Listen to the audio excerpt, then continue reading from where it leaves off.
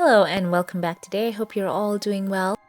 So there is an article that has come to my attention that is very interesting, and so I'll read out the excerpts to you and then I'll give my opinion, and then I want to know what you think. So first of all, I'm just going to read it out straight to you as it's written. And I'm really curious to know, with all of the news concerning the coronation that has come out and its date also coinciding with Archie's 4th birthday and all the other updates that we've received so far. So let's get into this. So from people.com, they have an article that says this: King Charles had reminders of his family surrounding him during a milestone in his new reign. On Thursday, the King met with Prime Minister Liz Truss at Buckingham Palace for the first time of their regular weekly audiences. Like Queen Elizabeth and other monarchs before him, King Charles will hold private audiences with the Prime Minister each week to discuss government matters. According to the British royal family's website, which has not been entirely updated since Queen Elizabeth's passing last month to reflect the new monarch, it reads and says, quote, "Though the Queen remains politically neutral on all matters, she is able to advise and warn her ministers, including her Prime Minister, when necessary," end quote. So as you can see there, it still reads the Queen. So the article goes on to say, in a video shared on Twitter by ITV's Lizzie Robson, Truss is seen doing a curtsy before shaking hands with King Charles.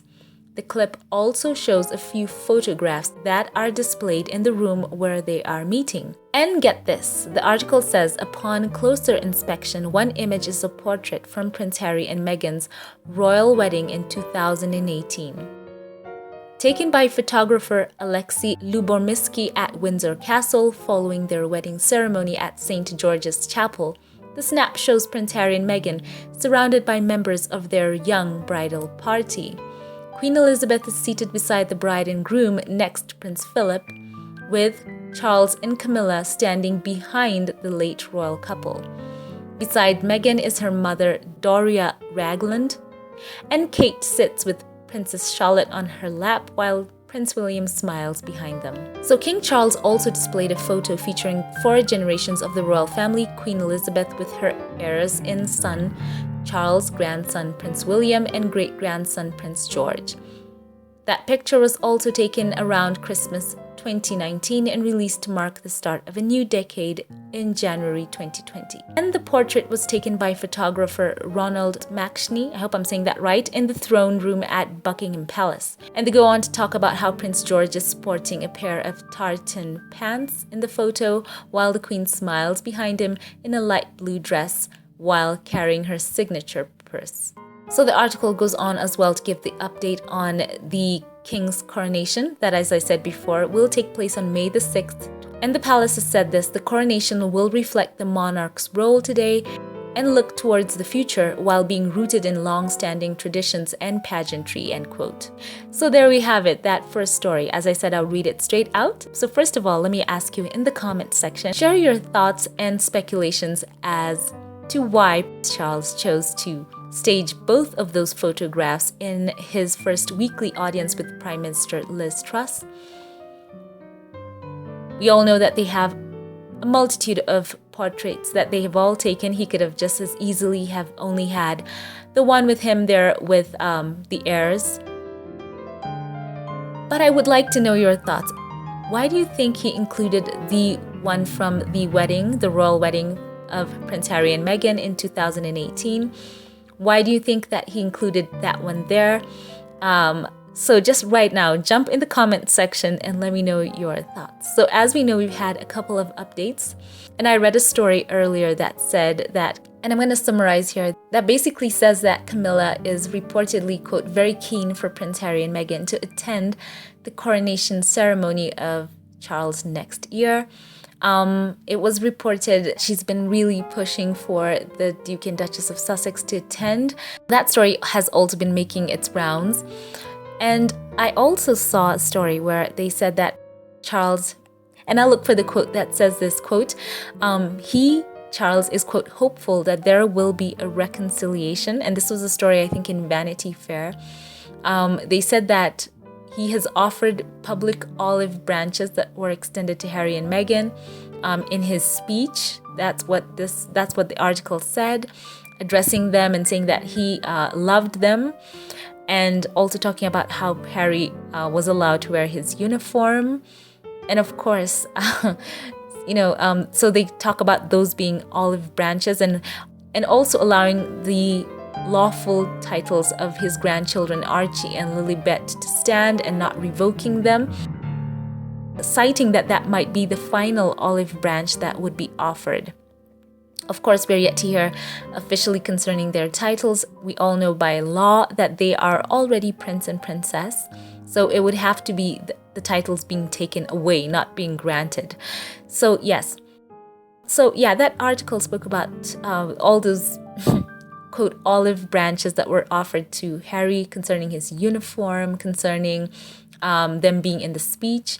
And of course, a lot of you have opinions on that as well. It took quite a lot of, public outcry for Harry to be allowed to stand vigil wearing his uniform. So yes, I wonder how they could possibly say that was just a magnanimous decision that came from him. There was a lot of backlash from the press, from, the military community, from people online saying that it wasn't right, especially considering that other members of that family who had brought tremendous disgrace on them had been offered their opportunity to wear their uniform before Harry was. So yeah, I don't think that for me, it really lives up to the term olive branch. So now, in light of all of this, with people speculating on whether Prince Harry and Meghan will in fact attend the coronation, because of course we don't have specific details, we don't have the guest list as yet. And of course, it being on May the 6th, that being the 4th birthday of Archie, a lot of people have been asking, will the Duke and Duchess of Sussex fly to England to attend the ceremony? Now, of course, we know that when birthdays of young ones are concerned, dates sometimes can be played with. We know that sometimes parents can arrange for birthday celebrations to be held perhaps say on a weekend where all their little friends can attend. Dates are not that cemented. You know what I'm trying to say? And of course, I've been online seeing a lot of people having opinions on this. Some thought that the date being May the 6th, out of all the days that could have been chosen, some people thought that perhaps that was a slight towards the Sussexes, or perhaps giving them a weight not to attend. Some were on the fence about the whole situation. Some, they didn't feel one way or the other about it. And of course, with these family dynamics, who can know what is really going on behind the scenes, the conversations that are had. A lot of people quote sources or palace officials or spokespeople. But in my opinion, at the end of the day, there are quite a few moving parts. Charles and Camilla right now, they are just trying to cement themselves in that new position as king and queen. We all know that the crown is coming out, as I mentioned in my last podcast, that will be casting quite a negative light on Charles especially. I think a lot of us can already speculate that. And even E! News had an article where they talked about these set photos where we saw the first scenes on set with the new young ones who've been cast as a young Prince Harry and Prince William. We saw Elizabeth Debicki getting into character, the Australian actress who's portraying Princess Diana in season 5 and 6 of The Crown. We saw her there on set channeling the glam of Princess Diana on those set photos. Of course, the new actors who have been cast as William and Harry were also on set. So you can tell this is really going to get in-depth in that time. And for those of you who are not that worried about spoilers, the on-set pictures confirmed that The Crown would be recreating Diana's July 1997 vacation with her sons, and around that time when she was seeing Dodi Fayed. So of course they will be going through the whole messy divorce, the War of the Waleses on that show. So Charles and Camilla, they have a lot on their plate, hence the statement where they were trying to remind people that The Crown is not, a documentary, trying to smooth the path forward for themselves. And on top of that layer of just Charles and Camilla trying to make sure that the public are still on their side as they get crowned. Of course, there is the layer of a family dynamic that this family has. Charles knows that, Prince Harry is his son. Harry has a memoir coming out. They are not sure what's going to be in that book. And, all that coinciding with all this news, and then we have this image today where we see Charles displaying that photo of Harry and Meghan. And when you see the conversation online, some even of the articles that are out, some articles even which I saw today recommended to me, where the headline of the article, which I'll paraphrase, was that Charles should completely cut out Harry and Meghan, just cut them off, But there they are. Their image is positioned right there. So for all the speculation online and in the media, when we consider the layer of a family dynamic, who can know what takes place once the door is closed, yeah? Except the doors behind them, the conversations that they have or do not have, all people can do at the end of the day is, if they don't get it straight from the horse's mouth, we only get to hear this from, say, sources or spokespeople, So I think at the end of the day, we're just going to have to watch and wait and see what happens. Though we don't really even know right now the guest list for the coronation. We don't know if Harry and Charles right now are even talking, because the last time Prince Harry said that he was not picking his calls. Who can know from that time what has truly happened? So people expect that Harry and Meghan will be invited to the coronation.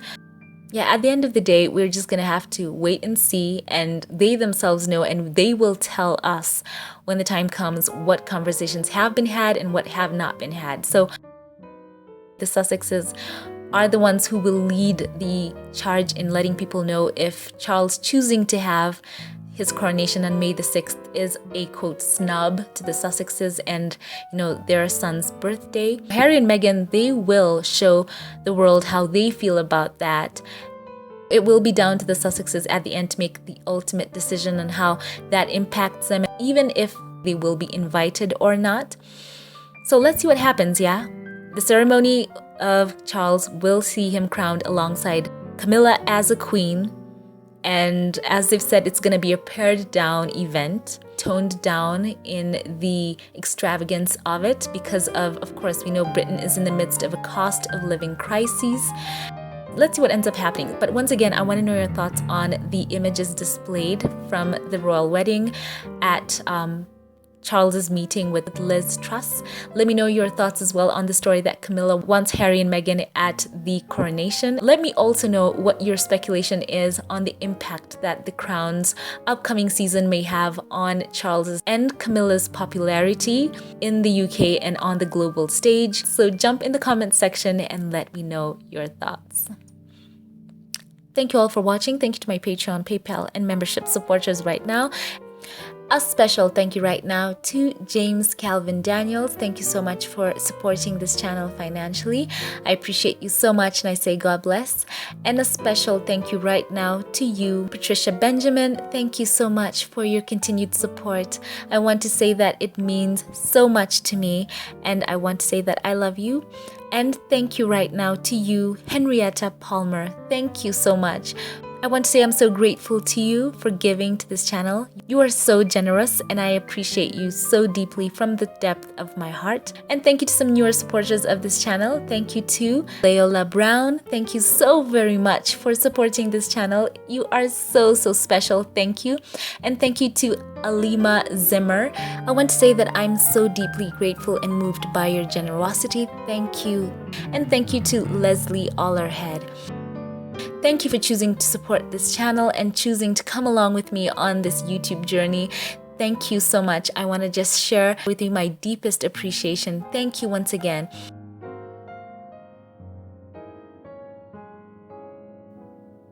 Once again, thank you to all who support this channel financially. I have so much value, love, and respect for you. Thank you so much. So once again, share all your thoughts on this in the comment section below. I would love to know your thoughts. And thank you to those who like, comment, and share.